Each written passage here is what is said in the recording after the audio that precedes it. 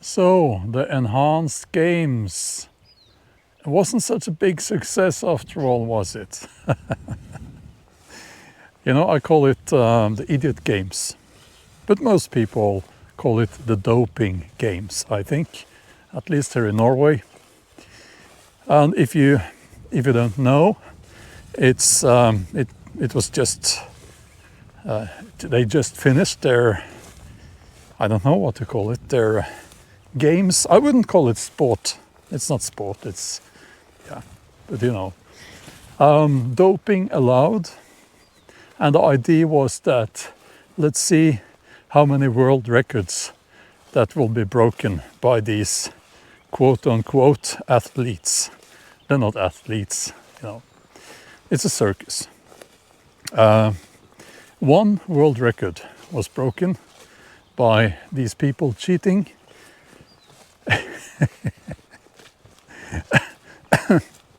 And the company that they called enhanced something, the stocks, the value of the company just crashed, which I find very amusing. Now, we will talk a little bit about this, but first a little bit about my background. I have been a powerlifter all my life. I started lifting weights when I was 13, and I think I was at my strongest ever around the age 38, 39, because it takes time in that sport. It takes a lot of time. You'll have to excuse me if there is wind noise, but I have a new microphone, so it should be okay. I competed on the Norwegian junior national team. I've broken four national records. I placed third in the Europeans, fifth in the Worlds as a junior, and I also did a comeback and competed in the World Cup 2012. Yeah, so also I have some education as a coach. I am also a lifetime drug-free athlete. I have competed against people who I'm pretty sure I have competed against people who were on doping, or using doping, even though I can't point at someone in particular, except those who were caught later cheating. So I know sports quite well. What I do know also is that these people who wanted to do an enhanced game, they are highly unethical. And the reason is that the most important reason why we have these rules that says that there is no doping allowed, the most important reason is the health of the athletes. If you say that the athletes can do whatever they want, they can put whatever substance they want in their body, you're going to have people dying. And a good example of that is high-level international bodybuilding and also strongman, where the amount of people dying from typically heart attacks and so on, it's much higher than in the general population. Also, I know that we have had a version of the enhanced games. We have had it before. They used to treat their athletes like that in the Soviet Union and the communist states. They were just put on whatever, they were basically just used to, they didn't really have much choice. And I know that, I think I can say this, that the former chief of the national team in Norway in powerlifting, he came from Eastern Germany, and he was apparently in that system as an athlete, as a weightlifter. And when he got out of that, I know he's been trying to get hold of the files to see what they put in his body, and he's been a very, very strong advocate for no doping-free sports, because he saw what it can do to people. Now, I know that in my sport, powerlifting, it's probably the only sport that I know of where even the powerlifters themselves, even the drug-free powerlifters, they will be interested in watching things like strongman and so on, which I find very disappointing. And I also will say that it irritates me when these fucking idiots talk about, what's this guy called, Hafthor from Iceland? He 500 kilos in the deadlift and so on, and this British guy, he was the first at 500 kilos, I think. It's not a deadlift. They use these wraps around their hands, and they use a different bar that bends a lot more. So, the start of the lift, which is for most people the most difficult part of the lift, gets much easier. But anyway, I digress, as they say. You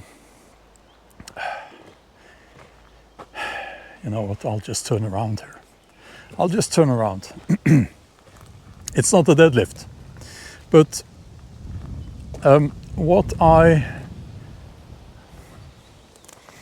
would like to say is that I'm very happy that the so-called enhanced games, aka the idiot games, turned out to be a big flop,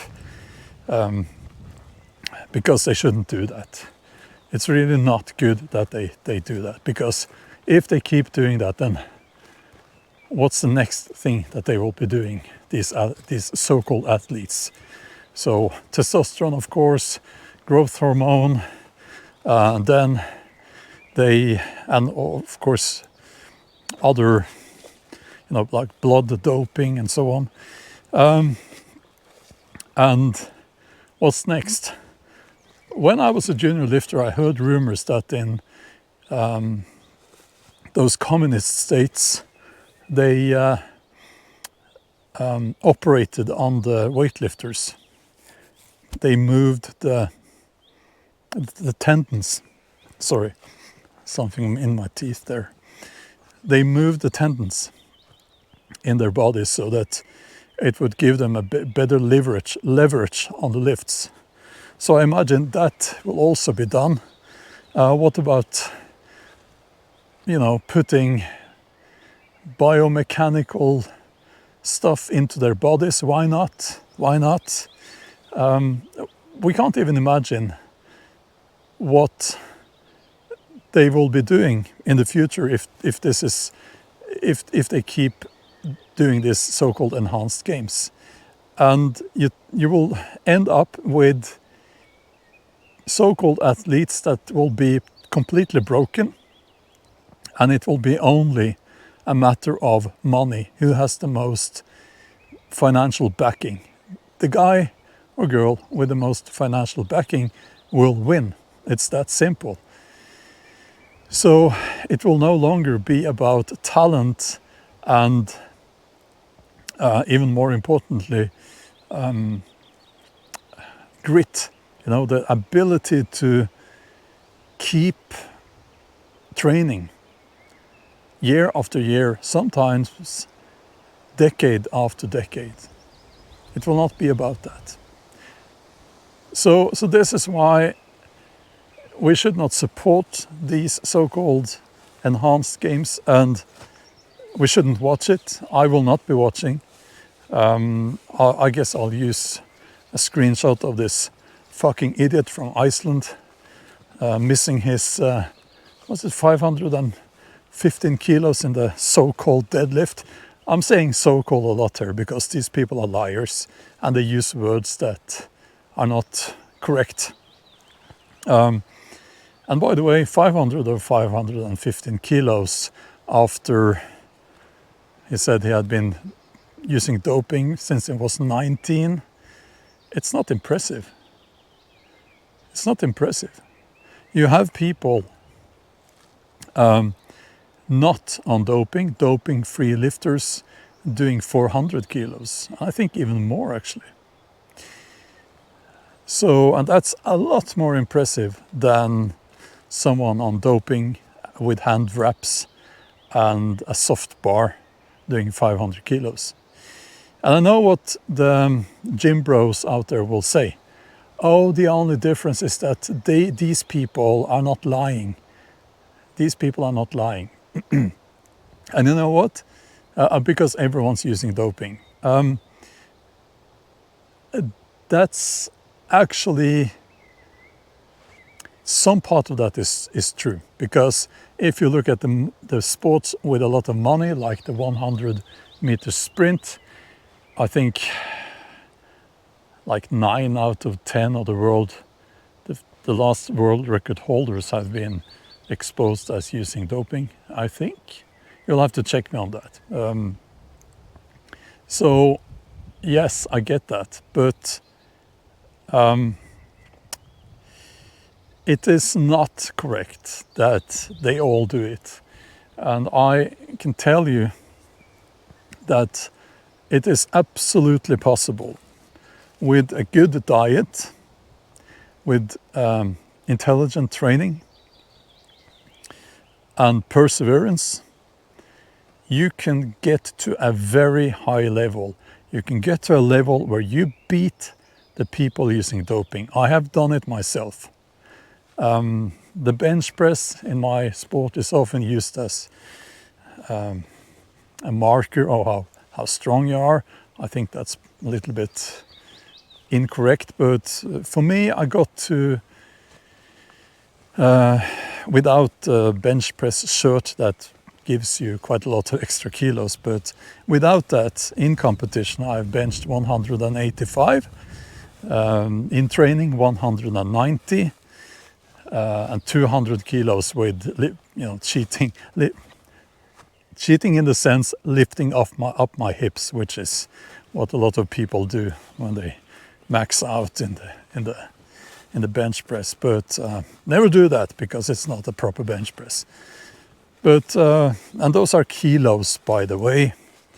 And there are other people who are doing a lot more than that without ever having touched any doping.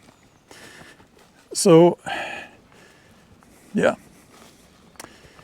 Enhanced games, what a fucking joke. So, a last few words are about the people behind it. Peter Thiel, the gay extremist, well, I don't care if he's gay, but he is. The gay extremist right-wing Trump supporter, the man behind Palantir. Look that up if you don't know what that is. If you don't know about Palantir, I can tell you they know about you. And the Trump family. So, yeah. What a bunch of bastards. You know, it's almost like the devil himself. I'm not a Christian, but you know what I mean. The devil himself decided to do his version of the Olympics. It's like, come on. Why are they doing this? It's obvious, right? Money. It's for the money. These people are also behind. At least I think I can't remember if it was Peter Thiel or the Trump family they are trying to get people on testosterone. And I will say that there is absolutely a time and place for that for many people as they get older. I'm 54 now. I actually had a blood test done recently, and my testosterone is, when it comes to wind, is very high. I think that comes down to genetics, a good diet, and lifting weights, and spending a lot of time outdoors. But it's very high, so I'm grateful for that. But you know, at some point, I think that testosterone has a place. So if it's low and you've done what you can with your lifestyle and so on, administered by a doctor, so you know, it has a place in healthcare. That's what I'm trying to say. It's not like testosterone is evil. That's not what I'm saying. But using it to lift more weights and get bigger muscles, come on, it's wrong, okay? And it's cheating. I have no respect for people who built up their physique using testosterone. I have no respect for people like that at all. They're just clowns to me. And yeah, there will be people hating what I'm saying here. Oh, it's so tough. You may write your hateful comments in the comments section. Get it out of the system there, okay? But if you agree with what I'm saying, which I hope you do, leave a comment, you know. And I will tell you, finally here, just as a final note, you're never too old to start working out, building muscle, never too old. You're never too fat, too out of shape to get in shape. It's a matter of eating right and working out into your daily routine. You know, you can do it. As isn't that what they say? Nike. And it's not Nike, it's Nike, by the way. Yeah, okay. I think I provoked enough people right there, so okay. Have a wonderful day.